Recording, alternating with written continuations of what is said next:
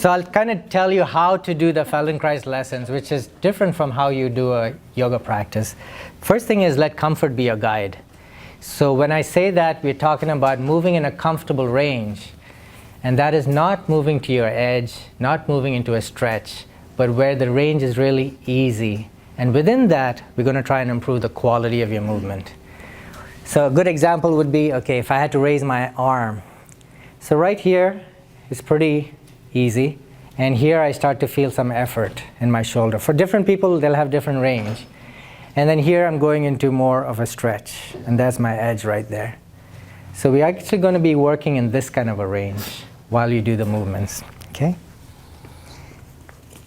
And the second thing would be, don't try hard. You actually do better with this work if you move more like a bum than try to be good at it. And the key to it is, because we're trying to see how we do the movements, you want to be curious about how you're doing it. So you want to have that mentality of exploring the movement more than achieving it, right? And in this work, less pain is more gain, not no pain, no gain, okay? And the other thing to keep in mind is breathe naturally. So sometimes these movements will be new to you, so sometimes what will happen is you might start to hold your breath. And just be attentive to that. Or if you start to go to your edge, your breath will start to become erratic. So really focus on the breath and keep it smooth and easy. So what that means is maybe make the movement smaller, okay? Or slow it down. And the last one is resting is important. So I'll give you frequent rests. And the rests are almost more important than the movement themselves. And the reason being is that it's kind of like the analogy I like to use is in music, I heard this saying that said, it's the silence between the notes that makes the music. And it's the rest between these movements that allows our brain to register the information we're giving. Because this is a learning method more than a movement method, so to speak. You're using movement, but we're talking to the brain more than just the muscles. Okay? So let's come to stand. And you can just stand to the side of your chair or behind it, whatever's, well, maybe you'll stand behind it, but turn like 45 degrees so that if you fold forward, you're not going to hit your head on the chair. And now, just simply fold forward as if you wanted to touch your toes, but you're not going to go into a stretch. You're just seeing where's the range where the movement is really easy. As you fold forward, how far are your fingers from your toes without pushing into anything? And then slowly come back up. And now turn to the back of your chair and put your hands on the back of the chair. Now don't lean on it. It's just used for stabilization. Bend the knees a little bit. Stick the butt out a little bit. And now slowly start to arch the back, letting the belly drop down. And then round the back, drawing the abdomen in. And now we'll use the head as well. So you kind of look forward or maybe up if that's comfortable for you as you arch. As you round, you drop the chin, look towards your navel. And just do that a few times, and now pay attention to your breathing and make the movement smaller so that the movement is in a really comfortable, easy range. And you're just arching and rounding the back. As you arch, you let the belly go, let it come out. And as you round the back, you draw it in slightly. But the pelvis is moving. So the pelvis, you point the tailbone behind you and then forward.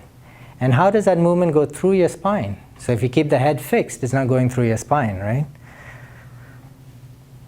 And then rest. Pause. And now gently turn to the right 45 degrees and fold forward and see if you can go a little further, again in that easy range. Did the floor get closer? It may not have for you. And then come back up. And now we'll add a variation. So in this variation, what you're going to do is the knees are soft. And as you arch the back, you're going to look over your right shoulder, sticking the tailbone out. Belly is soft. As you round the back, you drop the tailbone. You drop the head to look under your armpit, your right armpit. As you arch, you lift the head, look over your right shoulder, stick the tailbone out. As you exhale, round, tucking the tailbone, letting the eyes look under your right armpit. And just do that 2 or 3 more times. Again, decrease the range, focus on the breathing. Nice and smooth. And just explore the idea of maybe how can you distribute the effort so all of you is involved in this action. And we'll unpack that a little more later. Rest, come back to the middle. How you guys doing? Good? Now let's do the other side. So again, you want to lean on it, just what's comfortable, and then slowly start to look over your left shoulder, arching, sticking the tailbone out, belly is soft. As you exhale, round, looking under your left armpit, tucking the tailbone under. And just do that a few times, nice and smooth. Keep the breathing easy.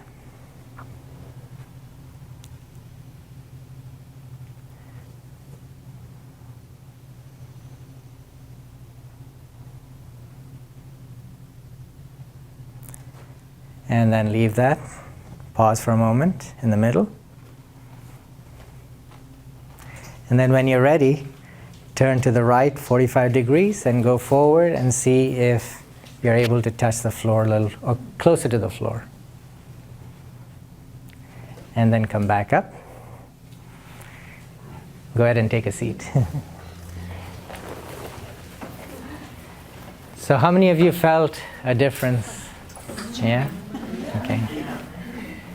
So what did we do there? We were communicating with the brain, with the movement. And the way we did that, or made that change in the brain, is moving with attention and slowing down.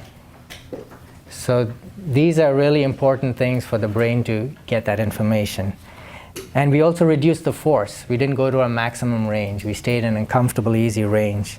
And we added variations. So first we just went forward, then we went to the side, and the brain actually likes all those variations. And the brain is the control center for the nervous system, which is what we are communicating with, or which is communicating with the muscles. And that's why you were able to feel that difference. And the other idea is that we were exploring versus trying to, do something correctly.